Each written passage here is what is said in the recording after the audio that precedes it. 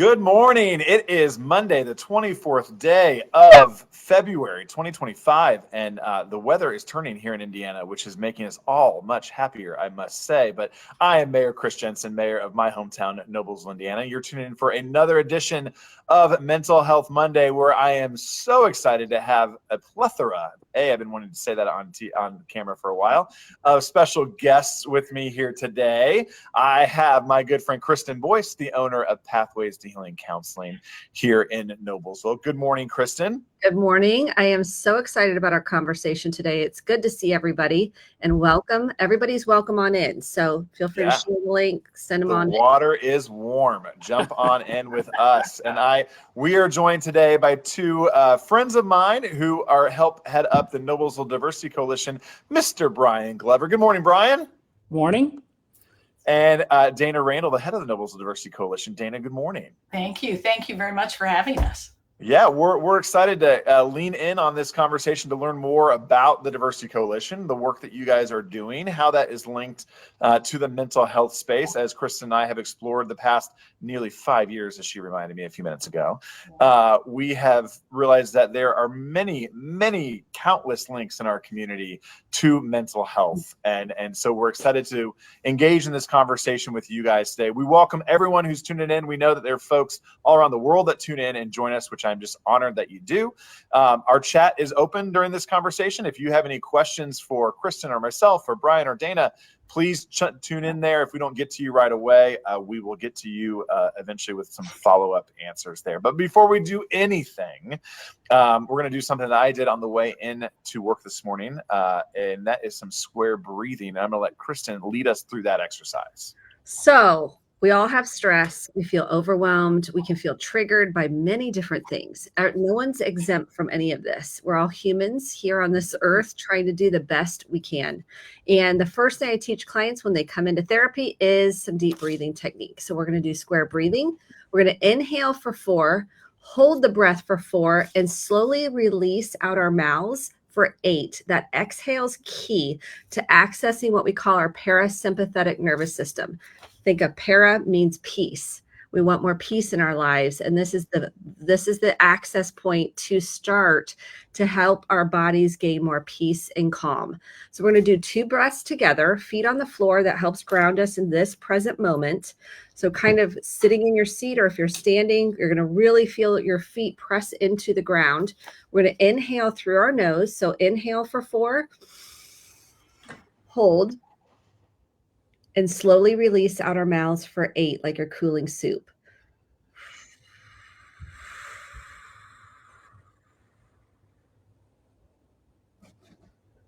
Yeah, stretch out if you need to.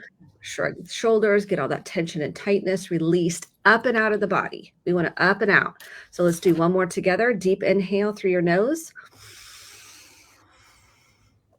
And release.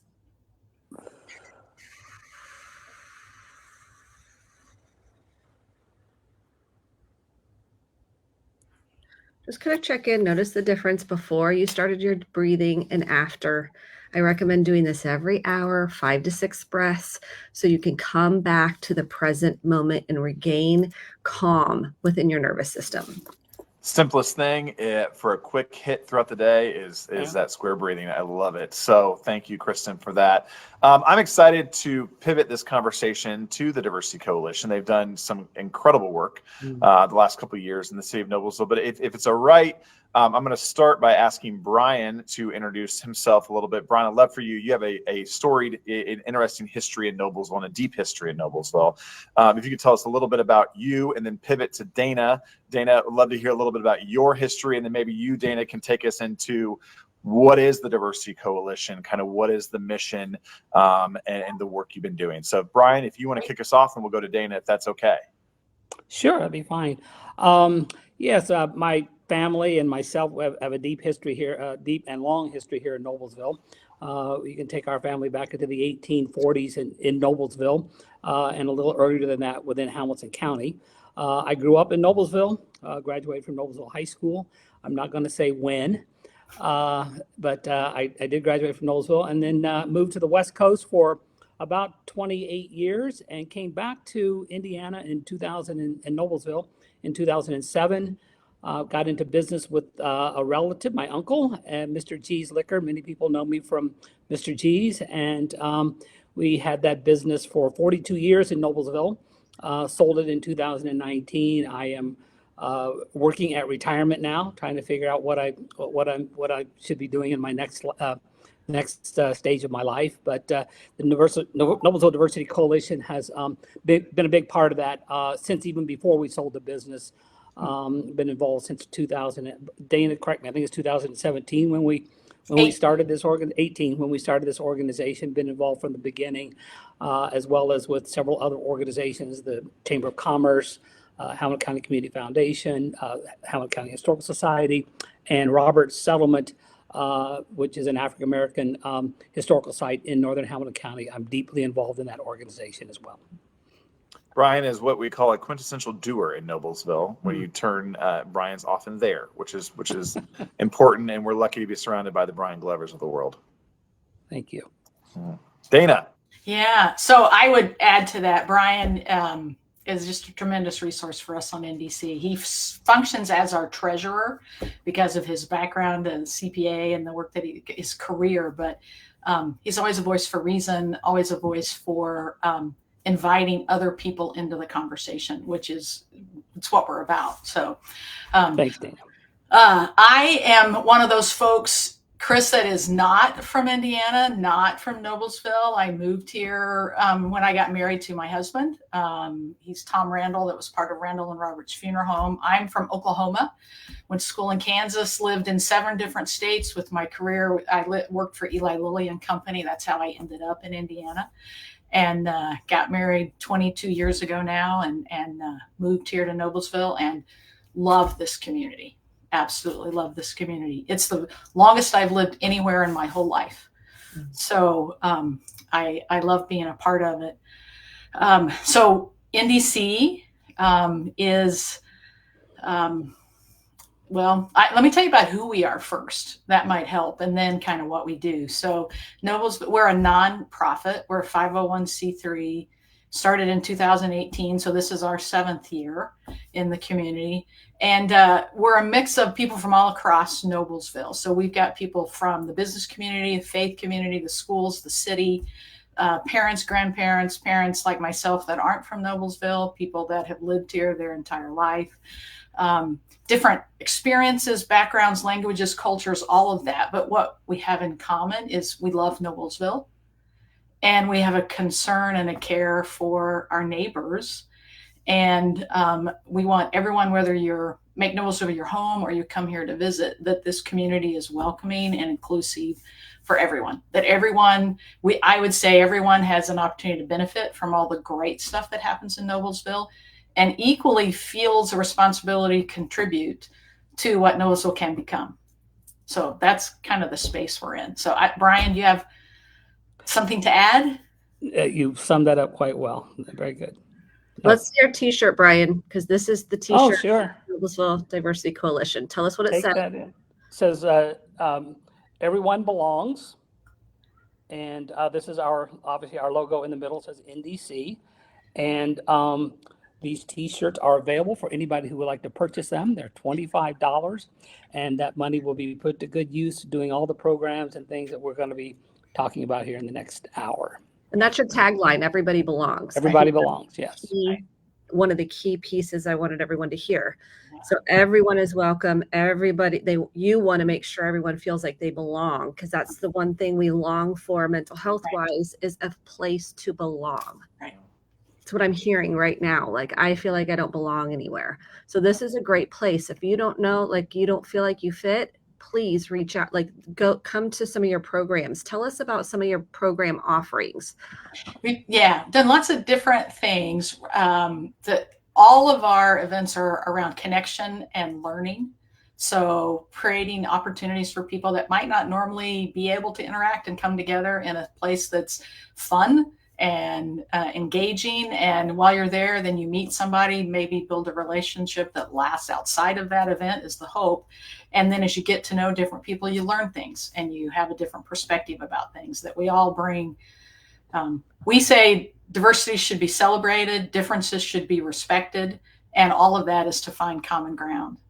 And so we want everyone to feel that there's a safe place that you can come together and connect. So we do community conversations is one of our big events we've done for about 3 years now. We've had about 500 now people from the community be a part of it. You both have been and to some of our events around community conversations. It's just a safe place to come together. It's a structured conversation. You break into small groups and you talk about things that we already have on our mind, but there's some ground rules. And the idea is not to persuade anyone, but just to understand. So the feedback we consistently get from that one is it's fun. It was easy. I made a new friend and I learned something. So, and we do have people say that's one of our community conversations is one of the spaces where they always feel like they belong, no matter where they come from, they feel like they're a part of that. We do cultural dinners where we use food and different traditions to help people experience what it's like of different, why is it this food? Why is this important? And then we do a new thing last year that we're continuing this year called listening series, where we allow some of our different cultures to be highlighted, and they talk about here's what it is to be me in Noblesville, and to just help people kind of break down those. If you don't know, we have a tendency to distrust or feel different from. And as you hear people's stories, you see, gosh, there's a lot we actually have in common. So yeah, I'll just add to that. I don't think we can stress enough that these conversations, these other things, these other events and programs that we do, as Dana said, it is not about trying to persuade someone to a point of view. All points of view are welcome. It's really, again, I'm just repeating what she said. It's about coming to listen to someone else, giving a voice to people that perhaps sometimes feel they don't have a place, to express themselves where they feel safe. And that's the environment we've tried to create at our community conversations and our listening series and other things that we've done.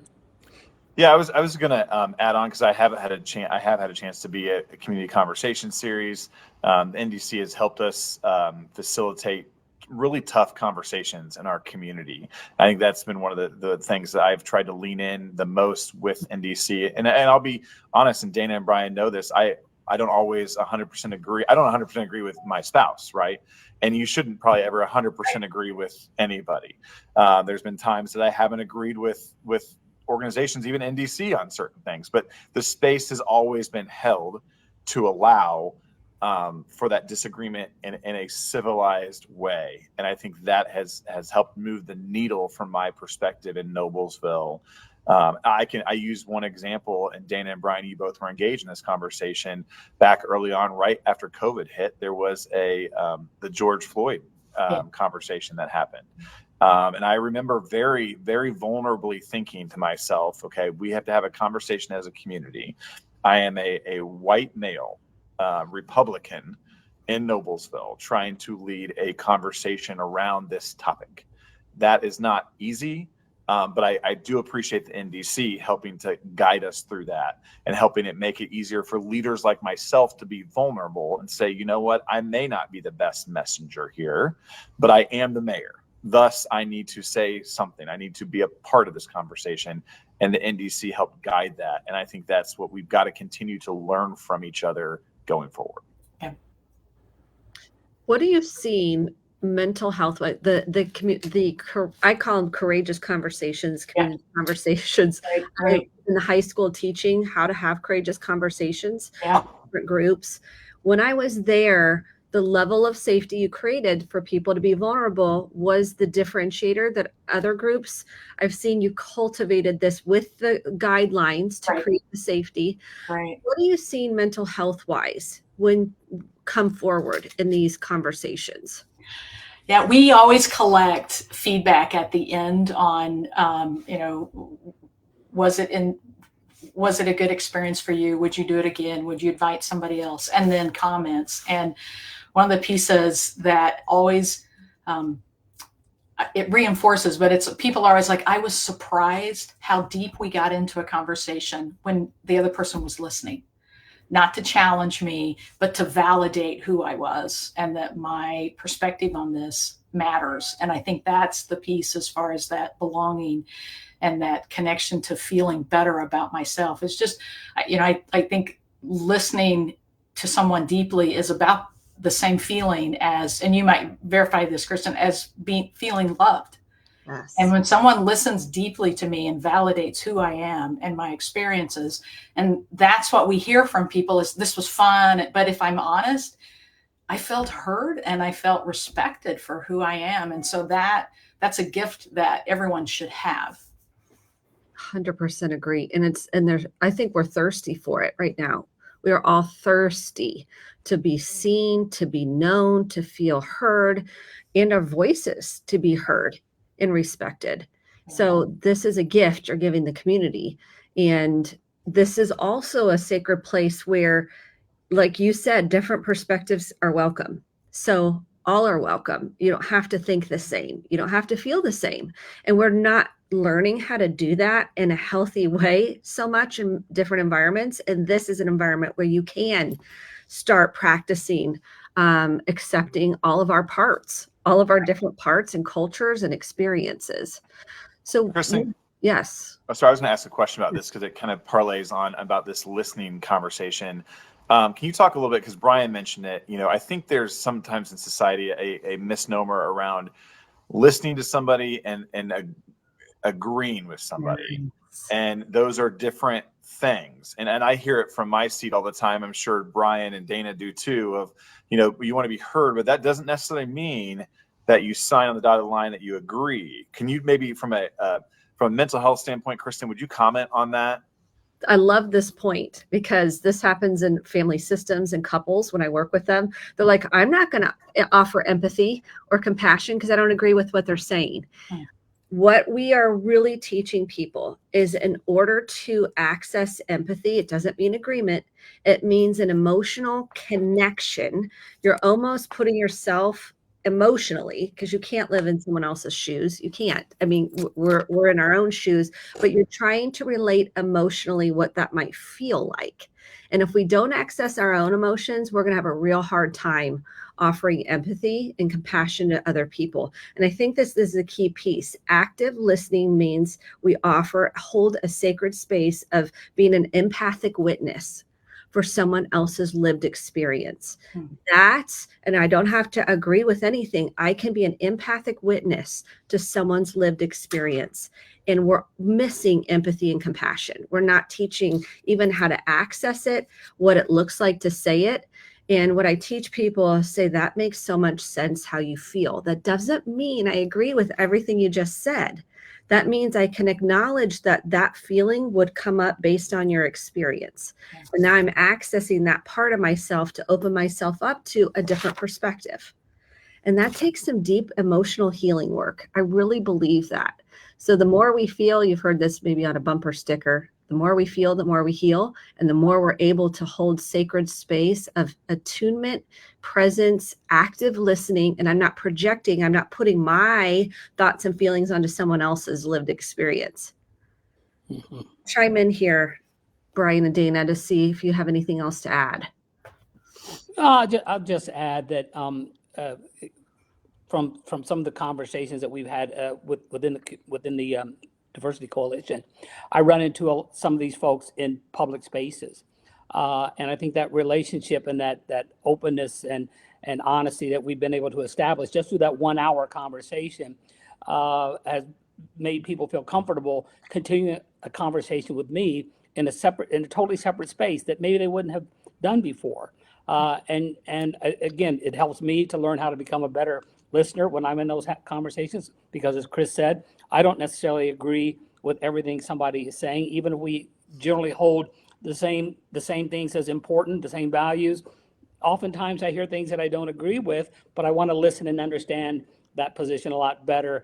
And it's really helped in those. And I think people are always looking for a space and a place to be able to be heard. And I think, we want to see that go beyond just coming to one of our conversations, but what happens when we're not in an NDC program.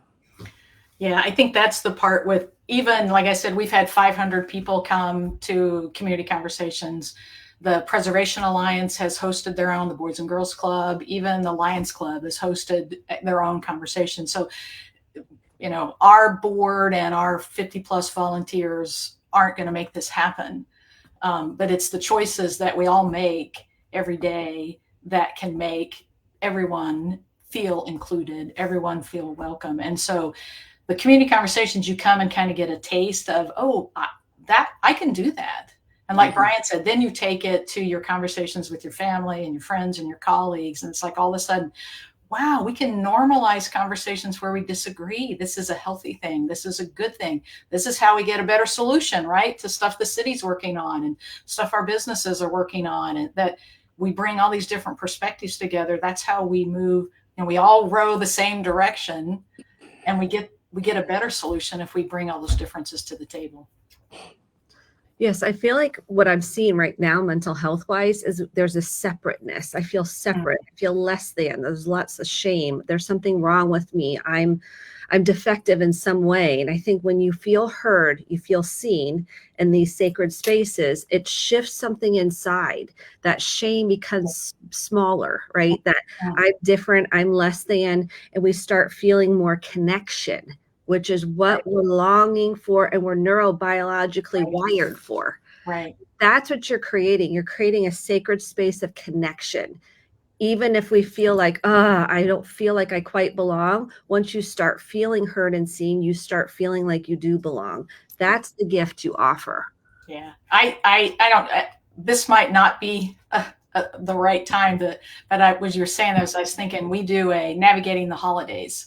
And so how to come together with family when you have differences of opinions. And I tell this story that I love cherries, anything cherry. I do not like strawberries. And people have, oh, you haven't had a strawberry shortcake. You haven't had a strawberry shake. And it's like, no, I'm very comfortable. I don't like strawberries, right? But what we have in common is we both love something and we both hate something. And that commonality of, I can understand why you love strawberries because it's the same way I love cherries. It's not that we both love the same thing. And I think that not only that I'm heard, but that, wow, there is a similarity to this helps me understand. Like, I can't understand eating a raw strawberry. I never will, but I would pick a cherry from the grocery store and eat it right then, right? So, but that's what we have in common. So that's helpful for me too, in this common humanity where everyone belongs. We are more similar than we think.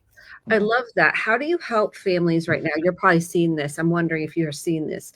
Politics is dividing families. We're seeing it in our practice. It's significant. Friendships, neighbors, families. How are you helping facilitate people in this climate right now where there's such division? And I can imagine it's immersing into the coalition. I was curious about that. Yeah, Bryan, I've got some stuff, but I've talked a lot. Go ahead. You want to? Go ahead.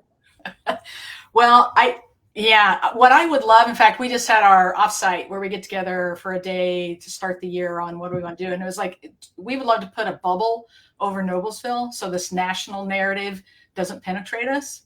But at least we said that we want to go upstream from politics and talk about just culture and how we interact and how we relate to each other. And that we do have we were wired that way to feel passionately about things. So that's not a bad thing. But again, it's how do you do that in a way to where that you're not diminishing that other person.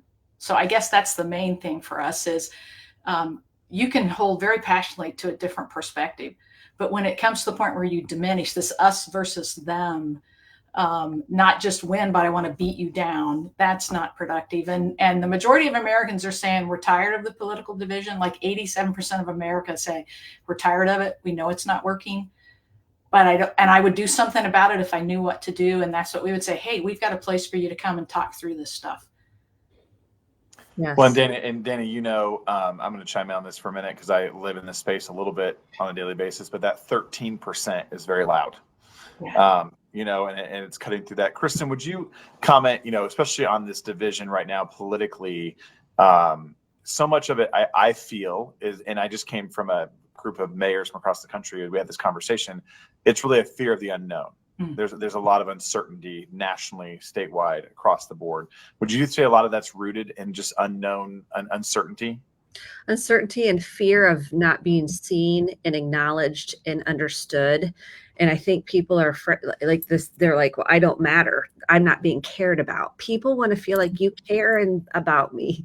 And if you don't feel like you're being cared for or cared about, it creates a lot of feelings inside. It can bring up a lot of fear. As you said, it can bring up anger. It can bring up disgust. It can bring up rage for people. And those are protective parts, saying I do matter. And how do I gain a sense of self in the middle of maintain connections, right? In the middle of people feeling differently.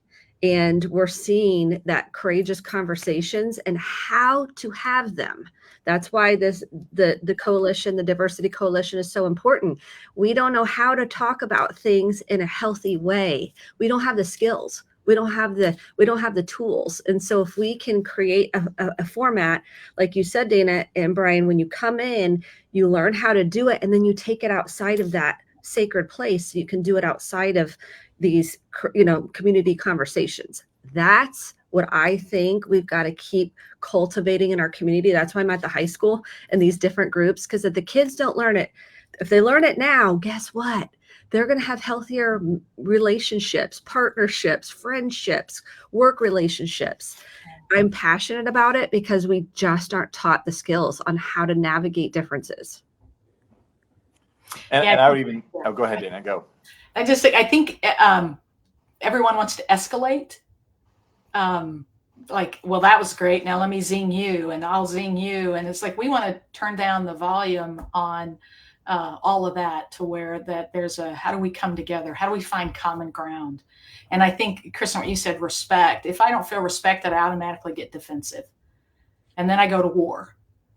As opposed to, wow, I can let my defenses down, actually be vulnerable and question maybe what I think. Now that we've talked, Bryan does this for me a lot.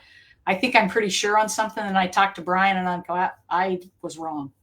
And being able to be vulnerable, to be able to say, thank you for telling me that I was wrong, and now I know differently, is an important part of being able to bridge some of that politicization of everything right now. And I think it's fair to say that no one's perfect at that, right? I'm just as guilty as anybody else of the escalation. And I was just going to tell a quick funny story on the de-escalation. Not everyone even wants to hear the de-escalation piece of it. I will say Julie Jensen and I, and she'll be mad at me for saying the story, but we'll get into an argument on something, and I'll look at her and say, I really appreciate you. I respect that you feel that way. And she'll go, don't Kristen Boice me. Like, don't Kristen Boice me. Don't Kristen Boice me. But again, and then we kind of chuckle about it. But again, some people aren't ready for that. You know what I mean? Some people aren't ready. They want to. Yeah. She's jonesing for a fight sometime, and I've been in it all day, and sometimes I'm like, okay, you know what I mean? Like, you win. You win. That's not the first time I've been told that with couples. They're like, don't do the Kristen Boice. Don't Kristen Boice me. Oh, yeah. And, just forget it. Yes. I love that. Well, this half an hour has gone by so quickly. I just want to, again, thank Bryan and Dana. And one more pitch. You guys have a cultural dinner coming up on March the 6th.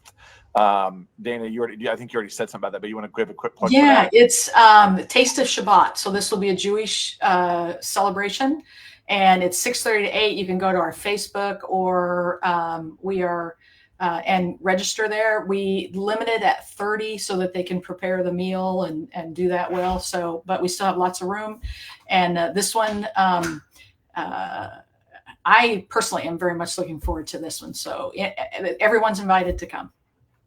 Well, thanks for that. I actually had you say it because I was insecure on how I was going to say the name. I was going to say Shabbat, so I'm glad that you did that. But that's me being vulnerable. That's why I had you do it. So thank you. But Bryan, thanks again. Thank Brad, you. Our good friend Brad Helvey chimed in on the chat and said, we listen and we do not judge. So yes, Brad Helvey, preach, brother. Great job. So real quickly, Kristen, if somebody's having a mental health moment right now and they need help, I'm glad they're tuned in here, but they need to take that a step further. And what does that step further look like? 988. This is the new 911 for mental health. You can call, text, 24/7. 24/7. If you're with somebody and you don't quite know how to handle it, they're talking about suicidal ideation. They're talking about not wanting to be here, not wanting to be a burden. They or you can call or text 988 in real time and get support. You don't have to walk through this alone. If you're in that place, please know you matter. You're loved, you're cherished, and Shane wants to tell us a different story. And 988 has helped their professional clinicians on the other side that are waiting for you to reach out if you need to. So 988, please put that in your phone. Know that it's available 24/7. Yes. Well, thank you, Kristen, Boice. Thank you, Bryan and Dana. You are appreciated. We'll see everybody back here next month for another edition of Mental Health Monday. Thank you. Thanks, guys. See you. Bye-bye.